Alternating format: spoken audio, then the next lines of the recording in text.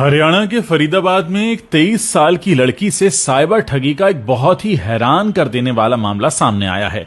Cyber ठग ने लड़की को 17 दिनों तक घर के अंदर बंद रहने पर मजबूर कर दिया। कहीं आपके साथ ऐसा ना हो, इसलिए इस घटना को पूरा ध्यान से सुनिए। इसे डिजिटल अरेस्ट का नाम भी दिया जा रहा है। इस दौरान ठगों ने लड़की से 2.5 लाख रुपए भी हड़प लिए। पीड़िता ने बताया कि घटना की शुरुआत 12 अक्टूबर को हुई, जब लखनऊ से उसके पास एक कॉल आया। इसके बाद वो ठगों के झांसे में ऐसा फंसी कि खुद के घर में ही कैद होकर रह गई। आपको बता दें कि साइबर ठगी का शिकार हुई लड़की का नाम अनन्या है, फरीदाबाद की रहने वाली है। एक इंटरव्यू में अनन्या ने बताया कि सब कुछ ठीक चल रहा था। इस बीच 12 अक्टूबर को उसके पास एक कॉल आया। कॉल करने वाले ने कहा कि वो लखनऊ कस्टम ऑफिस से बोल रहा है और आपके आधार कार्ड के जरिए एक पार्सल कंबोडिया भेजा जा रहा है। इसमें कुछ पासपोर्ट हैं और एटीएम कार्ड भी हैं। खुद को कस्टम ऑफिस का बताने वाले शख्स ने अनन्या से आगे कहा कि वो 5:30 बजे से पहले इसको लेकर लखनऊ पुलिस में एफआईआर दर्ज करवा ले, नहीं तो उसे कोर्ट में पेश होना होगा। ये सुनकर अनन्या थोड़ी घबरा गई। वो अपनी मां को बताने के लिए जा ही रही थी कि सामने वाले ने कॉल को कथित पुलिस अधिकारी से कनेक्ट कर दिया। इस पर अनन्या उससे बात करने लगी। अब अनन्या बताती है कि जब मैंने उस कथित पुलिस अधिकारी से बात की तो उसने कहा कि एफआईआर के लिए मुझे वीडियो कॉल पर आना होगा, क्योंकि डिजिटल एफआईआर कैमरे पर ही होती है। इस पर मैंने स्काइप ऐप ज्वाइन किया और कैमरे के सामने बैठ गई। सामने पुलिस की वर्दी पहने कुछ लोग खड़े थे और थाने जैसा ही बैकग्राउंड भी बना हुआ था। इसके बाद पुलिस अधिकारी ने आधार कार्ड और बैंक डिटेल्स वगैरह चेक करने की बात कही। फिर कुछ देर बाद उसने कहा कि आपके यानी अनन्या के खिलाफ तो पहले से ही एक एफआईआर दर्ज है और अरेस्ट वारंट भी जारी हो चुका है। उसने बैंक के अधिकारी का नाम लेते हुए कहा कि आप उससे एसोसिएटेड हैं और उसके खिलाफ ह्यूमन ट्रैफिकिंग जैसे गंभीर केस दर्ज हैं।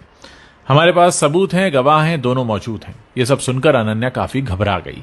इसी बीच वीडियो कॉल पर बात कर रहे कथित पुलिस अधिकारी ने कहा कि अनन्या, आप 1 मिनट रुकिए, हम आपकी बात सीबीआई अधिकारी से कराते हैं।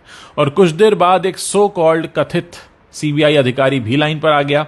उसने अनन्या से कहा कि जितनी कीमत का आपके खिलाफ चार्ज है, वो बताया गया था करीब 3 करोड़ 80 लाख का, तो उसका 5% यानी 15 लाख रुपया आपको अभी देना होगा, नहीं तो हमें आपको तुरंत गिरफ्तार करना होगा। जब अनन्या ने इतने पैसे देने में असमर्थता जताई तो उसने कहा कि अब हम आपको डिजिटल अरेस्ट कर रहे हैं। इस दौरान आप अपना स्काइप बंद नहीं करेंगी, 24 घंटे हमारी निगरानी में रहेंगी, कैमरा ऑफ कर सकती हैं, लेकिन हम आपकी आवाज सुनते रहेंगे। और इस तरह ये लड़की जो है ये अपने ही घर में कैद होकर रह गई। मतलब मामला यह था कि अनन्या ने जब अपने घर वालों को इस बारे में बताने के लिए कहा तो कॉल पर मौजूद जो शख्स था उसने सख्त लहजे में मना कर दिया। उसने कहा कि हम आपकी मदद कर रहे हैं, आपको इस बारे में किसी से बात करने की जरूरत नहीं है, यह बहुत गोपनीय मामला है। 3-4 दिन ये सब चलता रहा। फिर एक दिन कॉल करने वाले शख्स ने कहा कि अनन्या, आपका केस कोर्ट पहुंच गया है, जज से बात हुई, उन्होंने आपका केस प्राथमिकता पर रखा है, जमानत राशि के तौर पर आपको 15 लाख रुपए देने होंगे।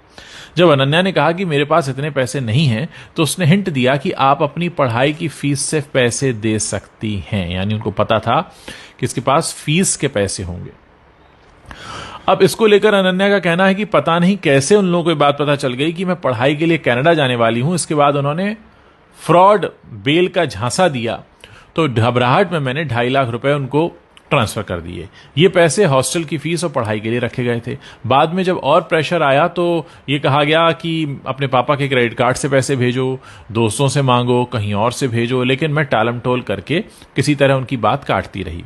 इस सब में हफ्ते भर से ज्यादा का समय कट गया। इस दौरान अनन्या अपने घर के कमरे में एक तरह से डिजिटल अरेस्ट रही, वो भी घर वालों से छुपकर, क्योंकि जब वीडियो कॉल करने वालों को पैसे नहीं मिले तो उन्होंने 17 दिन बाद ये कहा कि अब आप फ्री हैं, आपको डिजिटल अरेस्ट से आजाद किया जाता है।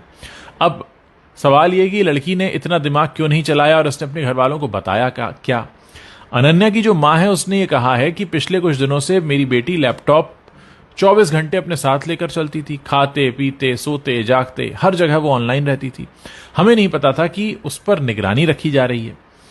डर के मारे वो ऐसा कर रही है, हमें बिल्कुल अंदाजा नहीं था। और पहले हमें लगा कि आईटी का बच्चा है, शायद काम कर रहा होगा, मगर हद से ज्यादा ऑनलाइन रहने और वो भी वीडियो पर ऑनलाइन रहने को लेकर हमें शक भी हुआ। फिर 17 दिन बाद मालूम हुआ कि अनन्या साइबर ठगी का शिकार हो गई है।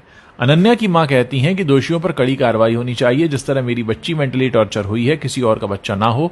फिलहाल पुलिस ने केस दर्ज करके जांच शुरू कर दी है। दोस्तों, ये अपनी तरह का अनोखा मामला है जिसमें डिजिटल अरेस्ट किसी को किया गया। मैं चाहता हूं कि इस वीडियो को आप ज्यादा से ज्यादा लोगों के साथ शेयर करें ताकि ज्यादा से ज्यादा लोगों के पास ये सूचना पहुंचे और ये लोग जो इतने शातिर हैं किसी और के साथ इस खतरनाक काम को अंजाम ना दे पाएं। जितना ज्यादा हो सकता है इस वीडियो को शेयर कीजिए। व्हाट्सएप पर शेयर कर सकते हैं, फेसबुक पर शेयर कर सकते हैं, टेलीग्राम पर शेयर कर सकते हैं, अपने दोस्तों के ग्रुप्स में भेज सकते हैं। लोगों को बताइए कि ये सब भी चल रहा है।